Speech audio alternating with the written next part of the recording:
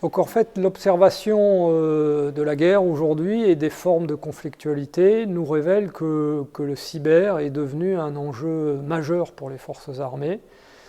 C'est d'ailleurs un phénomène que nous caractérisons aujourd'hui comme un milieu de l'action militaire, au même titre que les combats terrestres, les combats maritimes, les combats aériens. Donc les opérations cybernétiques sont des opérations militaires parmi d'autres, qui ont comme caractéristique majeure de s'articuler avec les opérations cinétiques, la poudre et la ferraille, et qui ont comme autre caractéristique de se situer sous le seuil de la violence. Elles se poursuivent une fois que la violence est enclenchée, mais elles précèdent bien souvent la violence, et donc elles questionnent les outils militaires et les outils de défense des nations modernes.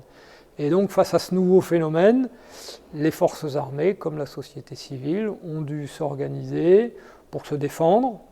Donc c'est la lutte informatique défensive, pour attaquer, la lutte informative offensive, et éventuellement, et c'est le cas pour les forces armées françaises, pour agir sur le champ dit de l'influence, sur le champ des opérations d'influence, sur le champ des opérations informationnelles.